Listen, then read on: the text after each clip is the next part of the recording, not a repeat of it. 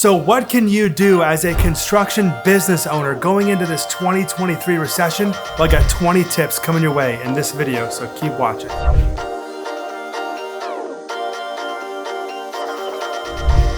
Quick tip, as we go through these 20 tips, feel free to go to the YouTube settings gear, change the playback speed to maybe 1.5 or maybe 1.75. That really helps get through the content. It's not gonna really talk so fast, you know what I'm saying? Tip number 1 is to keep your emergency fund liquid. This is 6 to 12 months of operating capital that I would recommend freeing up just in case of an emergency. The goal here is to hold on to your cash. So this is one of the best ways to set yourself up for success as we go into this recession, to have 6 to 12 months saved up in liquid cash in a savings account just in case you need it in an emergency situation. This will provide enough of a cushion for you just in case of setbacks. A tip for doing this, maybe take 10 to 20% of your job earnings and throw it into the savings account over a period of time. Or if you already have money set aside, make sure to get this account set up just to make sure you have it in place. Tip number 2, work on getting a business line of credit now. Because when we really get into the recession, it's gonna be harder for you to find credit from the banks because the banks are gonna be pulling back their capital resources. And so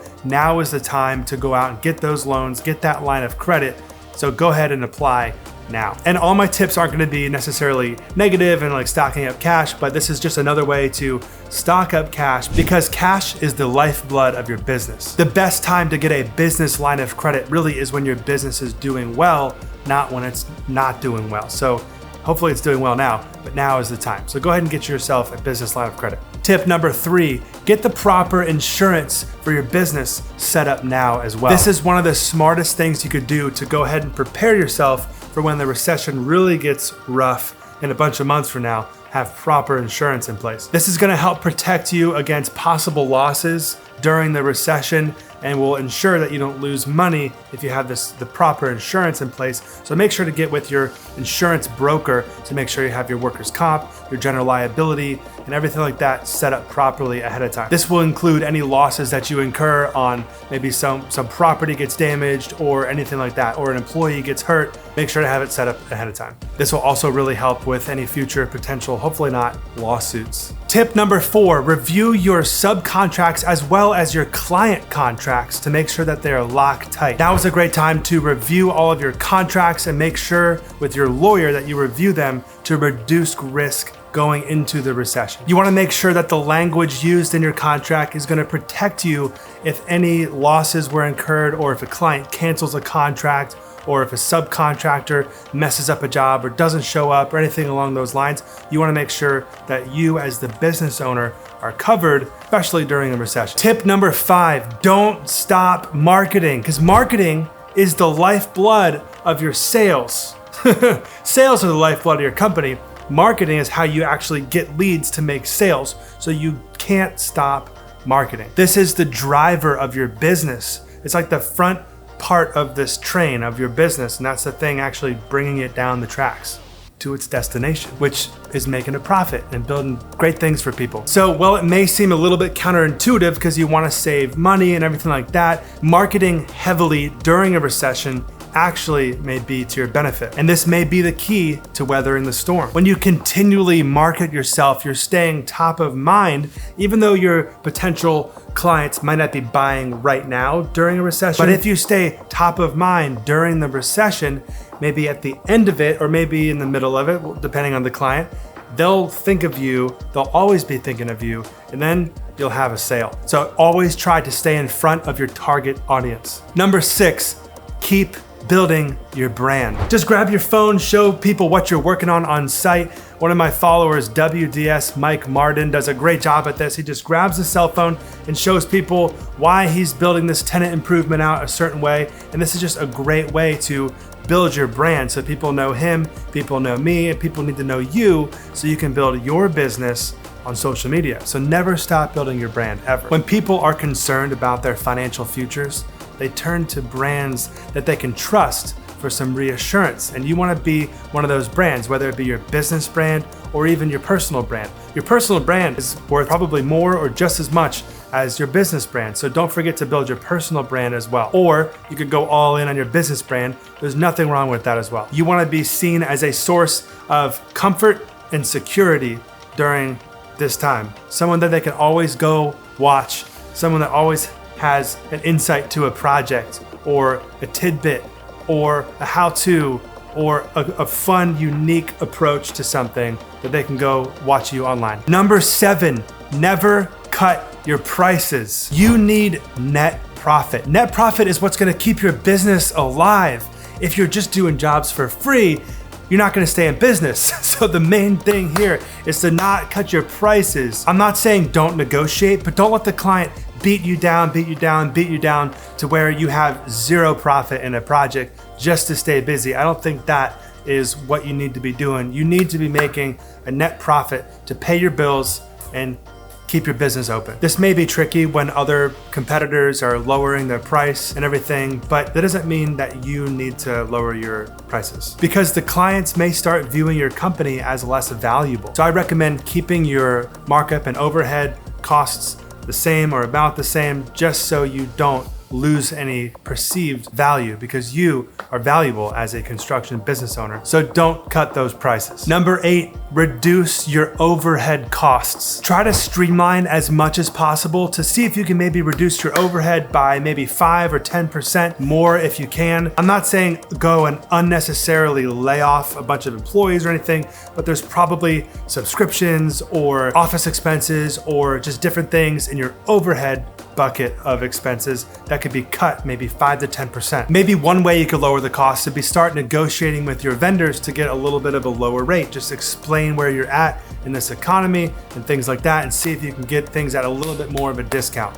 Maybe you could buy things in bulk to save money in the long run. Maybe you need to downsize your office space or negotiate the terms of your lease, or maybe you need to reduce some of the hours that employees are working. Now, like I said, marketing is the driver of your business, which brings sales, which is the lifeblood, but maybe there are a couple marketing things that haven't been profitable at all in the past, like mailers or printed ads or newspaper things that you could cut out and focus more on social media. So that'll also be another way to reduce your overhead. Now, number 9, I don't typically recommend this, but live within your means.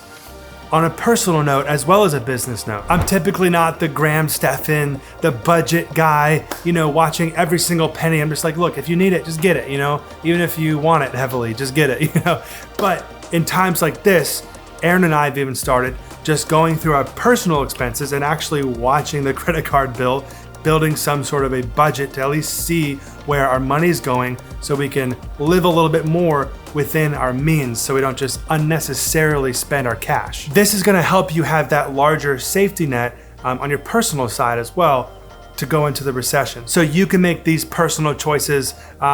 We still enjoy dinners out and everything like that, but maybe you have a different situation where maybe you need to have a little bit less living expense or food expense or less Uber Eats. That's something we're trying to do. Stuff like that. So make a budget, stick to it, and see what it does for you. Number 10, reach out to past clients. This may seem counterintuitive, but reaching out to them saying, hey, can I fix anything? You're gonna just blow their mind. You're gonna stand out as that contractor who goes above and beyond to come back and fix things. I've done it for clients that needed some things fixed, and I pay thousands of dollars to get it fixed. They're within their 1-year warranty, and even if they're not, you could still reach out to them and say, hey, is there anything I can do?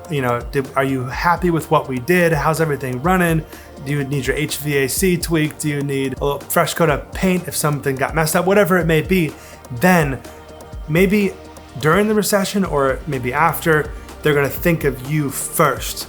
You're positioning yourself. That customer retention is gonna stay super high because they're gonna always call you back because they know they can trust you. Number 11, provide a super high client experience. People are hiring you as the business owner or the salesperson. They're hiring you, the business. They're not just trying to get drywall done. They're hiring your personality, your way of doing business, your business systems. By the way, I have all my business systems. Business in a box at jesselaneconsulting.com. You can buy the internal systems website template and have your whole business run like clockwork. So the link for that's in the description. But anyways, your ultimate goal is to find that number one thing that stresses your client out and that they need resolved, and then it's your job to resolve that for them and provide the utmost value. That's what we get paid for, right, guys? And that, my friends, is how you make a satisfied client. Number 12, take the time during this recession to build your business systems. So like I just said, you can go in the link below to jesselaneconsulting.com and get my full business systems template, which is meant for your internal staff to know exactly what to do. It has culture and all my systems just built out for project managers and superintendents and templates and just an unlimited amount of things that make your business run like clockwork. So check it out in the link below. Number 13 is diversify your offerings. Maybe your niche is not going to be as popular during a recession. So I was just talking to a guy that does luxury high-end closets, and maybe stuff like that won't be as popular during a recession because it's on the luxury spectrum of construction. Maybe you need to get into something that is a little bit more attainable or affordable by the average Joe homeowner client or commercial client, depending if you're residential or commercial, that you could sell more of during a recession. So don't be afraid to diversify a little bit more and maybe break out just a little bit from the niche that you may be in today. You want to be flexible and adaptable, and you never really want to have your eggs all in one basket because the economy is always changing. Number 14, use technology to make the most of your time. Think through each step of your business and see if you can implement technology to streamline that process. My internal systems website template built on the Squarespace platform is super drag and drop, easy to use, will really help with that, by the way. So take the time to learn new software. Maybe there's a new takeoff tool. Maybe there's a new project management tool. There's endless things. Maybe there's a new social media tool that you could use. There's endless things that you could apply your brain to learn more about technology to streamline your life and your business. So those that make the most amount of money work smarter, not harder. Number 15, don't neglect your employees. You want to keep them happy. It's really important to always keep your staff motivated, excelling, and happy. So here are a few tips to keep them doing great. Keep them informed. It's best. You don't want to hide information from them. Let them know how the business is doing and the global outlook of what's happening across the board. Offer bonuses. Give them incentives when they do well. Reward them. It's also important to keep their workloads reasonable. You don't want to overburden them. I struggle with that sometimes, having so much work to do and not enough people to do it. But as best as possible, you want to make sure that they have the time to relax and rejuvenate so they can come back to work fulfilled and relaxed and happy. Also, you could give your employees opportunities for advancement, career development, growth, next position up in your company. Make them feel like they're climbing towards a good goal, an end goal that they can see a good future in. You want to show your appreciation. They're working hard for you. Reach out to them and show that you appreciate them. Maybe give them a little Christmas gift or any kind of gift. Let them know how much that you appreciate them. By keeping your employees happy and engaged, you can ensure that your business is going to stay productive and profitable during these tough times. Number 16, make an emergency checklist just in case. What if you lose some of your key employees? Do you have a checklist in place to know exactly what to do if they were to be lost? What if one of the key projects in your construction project backlog falls through? What is your plan of attack just in case that does happen? What are you gonna do in case you can't get the materials that you need for a project?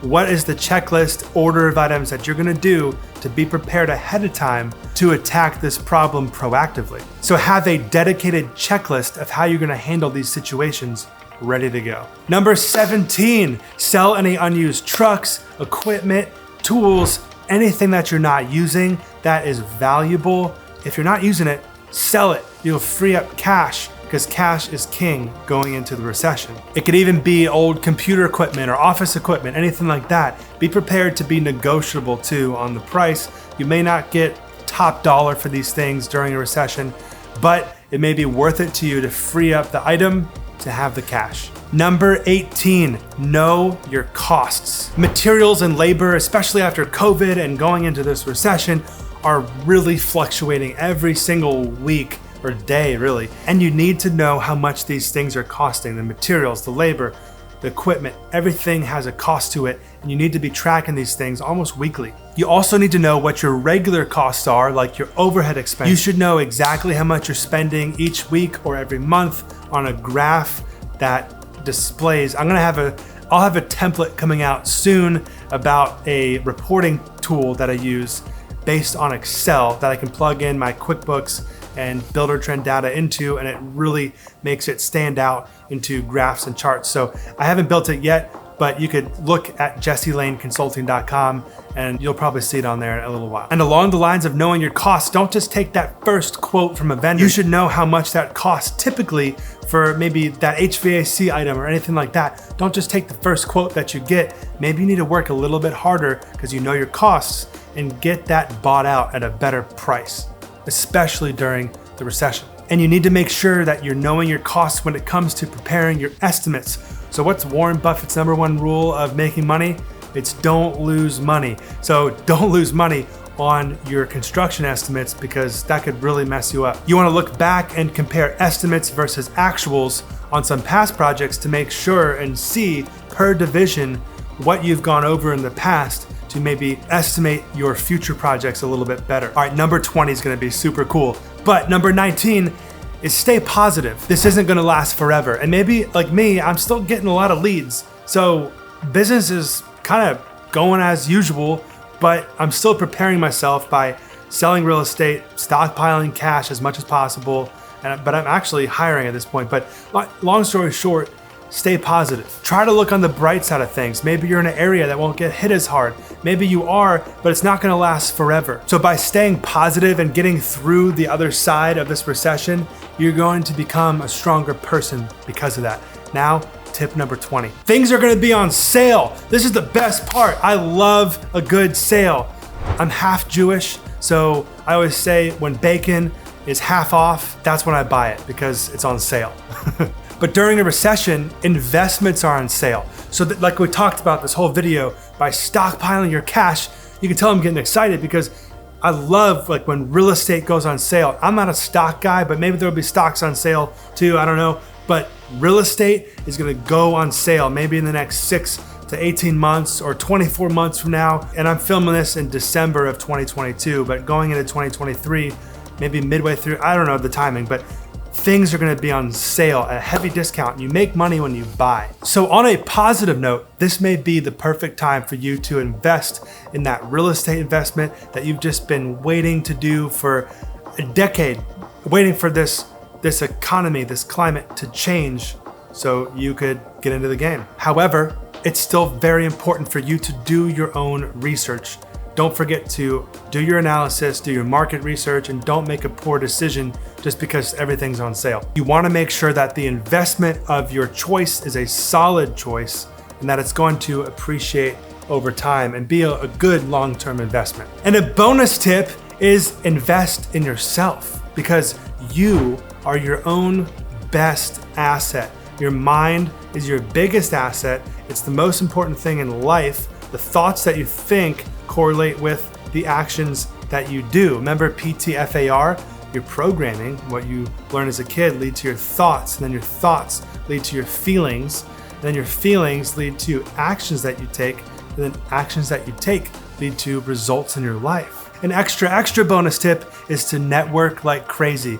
Never stop networking, whether it's online, in person. Like tonight, we're going to a Jack's real estate event. We're gonna get our suits on, we're gonna go shake hands, kiss babies, and meet people. So never stop networking either. So thank you so much for watching. You can click this video if you wanna watch another one. I'd highly recommend it. Keep your skills sharp, keep that mind trained. Click the like button and subscribe if you're new. Thanks so much for watching. I'll see you in the next video.